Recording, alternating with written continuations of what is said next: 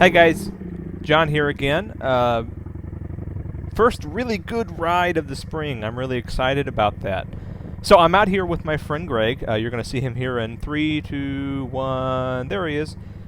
He's a friend of mine I ride with a lot. He rides a 2010 Harley-Davidson Ultra Classic.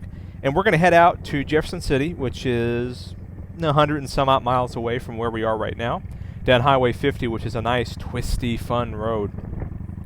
And what you're going to notice first off is that the audio sounds really different. And you're going to ask me, hey, John, what microphone are you using? And I'm going to say, hey, not one in my helmet, because I forgot to turn my microphone on. So I'm doing a voiceover and recording it afterwards. Here real quick, this is where we're headed, down Highway 50, which is on the bottom, to Jefferson City, then 94, which is on the top, all the way back. And doing the video just a little bit differently, because I am doing a voiceover recorded after the fact. And if you don't like that, just let me know in the comments below, because I'm kind of looking for your feedback on this, because I do think it's an interesting way to do it. Because ultimately, while it can be cool to do audio recorded while riding and get kind of a live perspective, it can also be fun to kind of record after the fact. So anyway, we'll get down here, and we're heading down Highway 50 right now, and we're riding in a staggered formation. And the first thing you're going to notice is that I'm doing a really, really bad job of riding in a staggered formation. So in a staggered formation, one person should be on one side of the lane and the other person on the other side of the lane. The leader should always be on the left side of the lane. And you want to stay tight, about a second or two away from each other. And that's important, because when people are driving by, they're tempted right now to pass me. If I'm doing 60 miles an hour, but let's say somebody behind me wants to go faster, there's a temptation there to pass me, which is dangerous, and it puts a car between my friend and I. So really, I need to be in a tighter, closer formation. The reality is, I was just so happy to be out on a nice 75-degree day. It got up into the 80s. It was a beautiful day. We were enjoying the ride. I just wasn't paying attention as well as I should have. So no excuse. It shouldn't have been this way, but that's just the way it ended up. I was doing a really bad job riding in a group formation here. But ideally, again, this is kind of a little bit better, but still kind of embarrassingly bad.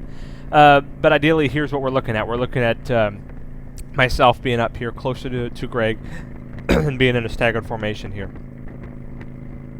So we're heading down here, Highway 50. It's a lot of really great-looking, twisty roads. It looks a lot better in the fall or the summer, when you just don't have a whole lot of dead-looking trees. But what's cool about this is that you can see farther, because you can see through the trees, and you can see the farms, and you can see the streams and all that kind of stuff, which is cool.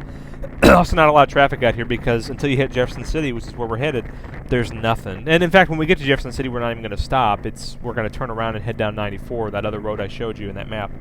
But these are some really good twisty roads. If you're ever out in Missouri, let me tell you, this is the place to be. It's gorgeous. It's beautiful. There's so much great riding in the heart of Missouri, right in the central part of Missouri. And Jefferson City is actually a great place to stop for some barbecue or ice cream or whatever. So we're going to continue on. As we get closer, the roads start to kind of straighten out and get flatter. So, that's a whole lot less fun. But the ride getting there is pretty good.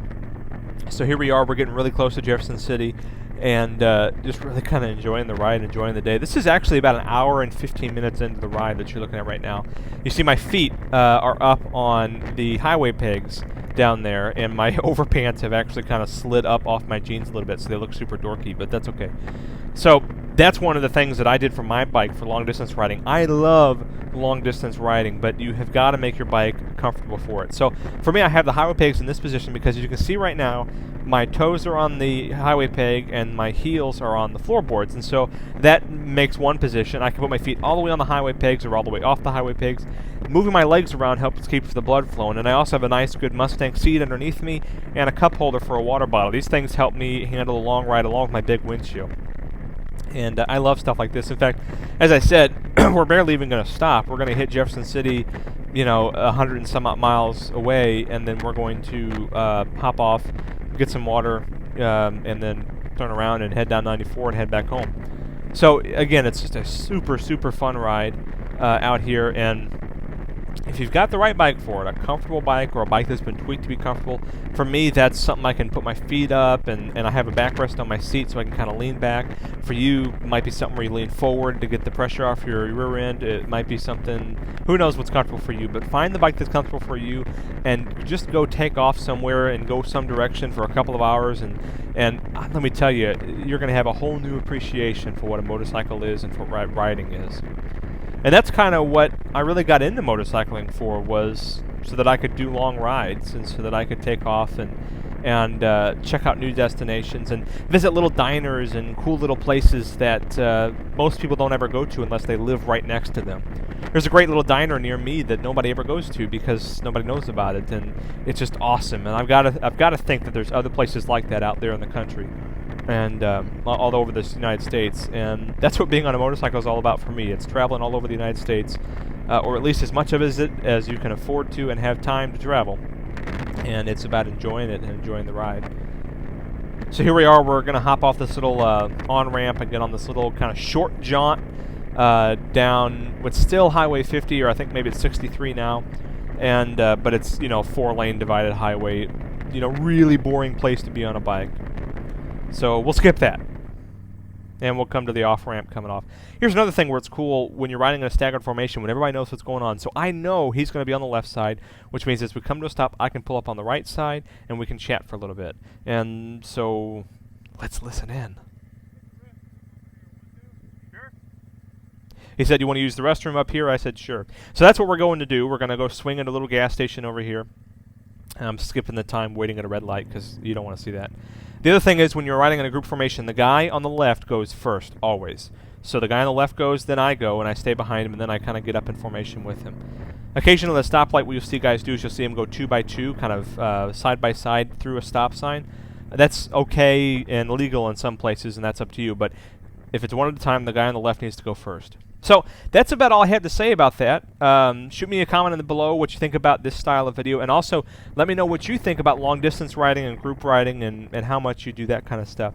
We're going to pull into this little gas station here, get a bottle of water and some potato chips and chat for a little bit, and then head on back down 94. So thanks for watching, guys. God bless, and please like, subscribe, and leave me a comment below. Thanks, guys.